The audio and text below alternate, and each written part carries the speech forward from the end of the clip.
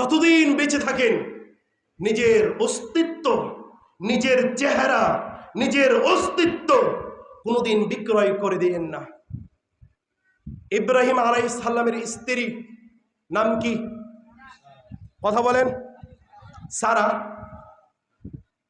হাদিসে পাওয়া যায়, মুফাসসির কিরাম বলেন, মা ও বোনেরা হাদিসটা একটু ভালো করে শুনেন। ইব্রাহিম আলাইহিস সালামের স্ত্রী কার স্ত্রী? ইব্রাহিম আলাইহিস সালামের স্ত্রীর নাম হচ্ছে সারা। হাদিসে পাওয়া যায়, মুফাসসির কিরাম বলেন ওই সময়তে ইব্রাহিম আলাইহিস সালামের স্ত্রীর চাইতে অন্য নারীরা সুন্দরী ছিল না। বলেন সুবহানাল্লাহ। তার মানে কি সারা অনেক অনেক অনেক সুন্দরী ছিল। এবার ওই সময়কার যুগের দেশের শাসক, দেশের কি শাসক, সুন্দরী নারীদেরকে কি করত? ভোগ করতে চাইত। বলেন নাউজুবিল্লাহ বলেন। এখন অফার করা হলো তার মুরিদদেরকে, শাসক অর্ডার করলো। কে অর্ডার করলো? শাসক। মা ও বোনেরা হাদিসটা ভালো করে শুনেন। আপনার কতটুকু ভিতরে ঈমান আছে বোন? ও মা, আপনার কতটুকু ঈমান আছে ভিতরে একটু ভালো করে শুনেন। যখন অফার করা হলো সারাকে, যে তার মুরিদদেরকে বলা হলো সারাকে এনে দেওয়া হোক আমার কাছে, যখন ইব্রাহিম আলাইহিস সালামকে বলা হলো তোমার স্ত্রীকে দিতে হবে, ইব্রাহিম আলাইহিস সালাম অবাক হয়ে গেলেন, সারা অবাক হয়ে গেলেন। যেতে হবে কার কাছে? শাসকের কাছে। কি? ধর্ষিত হওয়ার জন্য, ধর্ষণ হওয়ার জন্য তিনি যাচ্ছেন। তিনি তার কক্ষে, তিনি তার কামরায় প্রবেশ করবেন। সারা তার কামরায় প্রবেশ করবেন। এই সময়তে শাসক হাত বাড়ায় দিয়েছেন। কি বাড়ায় দিয়েছেন? হাত বাড়ায় দিয়েছেন সারাকে আঘাত করার জন্য।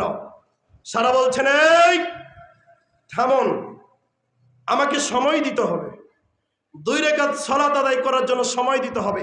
পানি দেন, আমি 2 রাকাত সালাত আদায় করব। কয় রাকাত সালাত আদায় করব? কে বলছে? সারা বলছে। কার স্ত্রী? মা ও বোনেরা একটু ভালো করে শুনেন।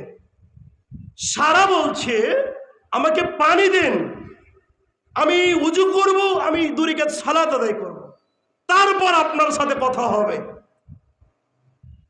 তিনাকে পানি দেওয়া হলো, তিনাকে সালাত আদায় করার জন্য ব্যবস্থা করে দেওয়া হলো। সারা সালাতে দাঁড়িয়ে গেছে।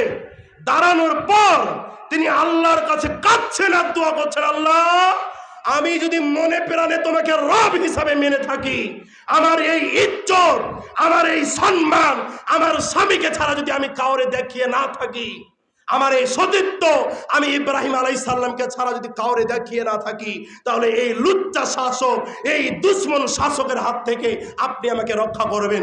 এ কথা বলতে দেরি হয়নি, ওই লুচ্চা শাসক বেহুশে উল্টে পড়ে গেছে। সুবহানাল্লাহ। কিসের দাবি? জোর কিসের? এই বোন, তুমি সারাদিন আল্লাহর কাছে কাঁদো, দোয়া কবুল হবে কেমনে? গাছের গোড়া যদি কাটা থাকে, পানি ঢাললে গাছ উপকারে আসবে? বলেন উপকার হবে?